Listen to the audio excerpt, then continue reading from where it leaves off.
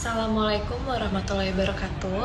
Perkenalkan, kami dari kelompok 4 yang terdiri dari Irfan Hidayat, Indra Ramafitra, Syukur dari Tahalawa, Marwah Daud Ibrahim, Neneng Nurhayati, dan saya sendiri Sarah Prilianti Firdaus.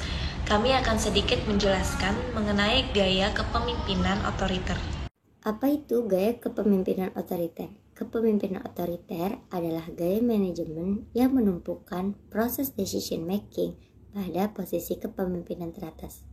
Artinya, pemimpin sebagai kepala dari organisasi adalah satu-satunya pihak yang memiliki kontrol untuk membuat sebuah keputusan strategis.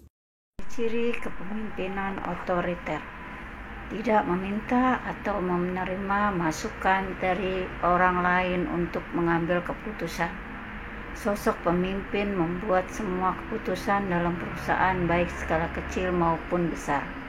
Pemimpin mengarahkan atau memberi manfaat terkait semua metode, pijakan, dan prosedur di tempat kerja.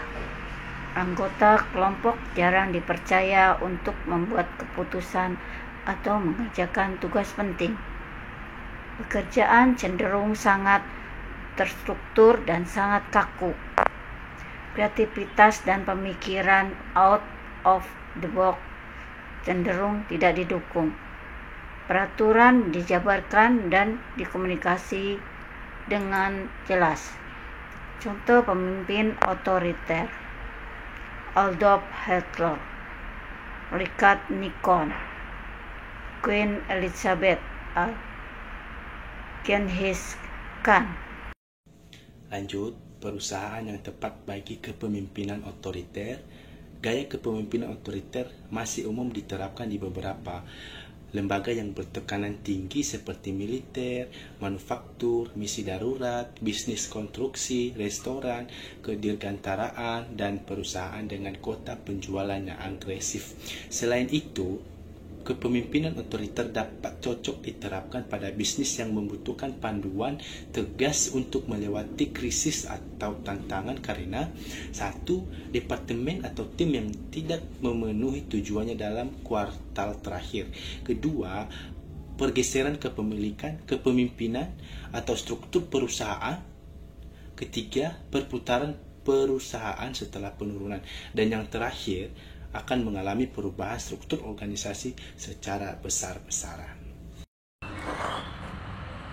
Di sini saya akan membahas kelebihan gaya kepemimpinan otoriter. Yang pertama, efektif ketika keputusan harus dibuat dengan efisien dan cepat, tanpa waktu untuk berkonsultasi dengan orang lain. Yang kedua, mencegah bisnis proyek menjadi stagnan karena organisasi yang buruk atau kurangnya kepemimpinan. Yang ketiga, membuat individu, kelompok, atau tim tidak kelewatan tenggat waktu untuk proyek penting. Yang keempat, pemimpin dapat lebih mengelola krisis ketika kendali ada sepenuhnya di tangan mereka. Yang kelima, arahan dan visi yang jelas. Yang keenam, pemimpin otoriter bekerja paling efektif dalam situasi penuh tekanan. Hal ini membuat setiap anggota tim menghormati kepemimpinannya. Kekurangan gaya kepemimpinan otoriter. Yang pertama, membuat kepemimpinan berpusat pada satu sosok tertinggi atau pemimpin adalah penguasa. Yang kedua, sering menunjukkan kepercayaan pada nasihat, saran, ide, dan kemampuan decision making orang lain. Yang ketiga, karyawan yang berada di bawah kepemimpinannya tidak memiliki rasa ownership dan tanggung jawab terhadap pekerjaannya.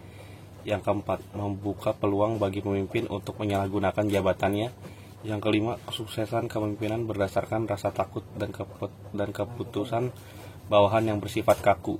Yang keenam, membuat perusahaan berisiko bergantung pada satu orang saja, sehingga rentan membuat orang-orang di bawahnya sulit berfungsi ketika ia keluar. Tips menerapkan kepemimpinan otoriter: yang pertama, hormati bawahan sebagai rekan kerja. Yang kedua, komunikasikan secara detail. Yang ketiga, bersikap adil. Yang keempat, izinkan untuk berpendapat. Sekian pemaparan mengenai gaya kepemimpinan otoriter dari kelompok kami. Kurang lebihnya saya ucapkan mohon maaf. Wassalamualaikum warahmatullahi wabarakatuh.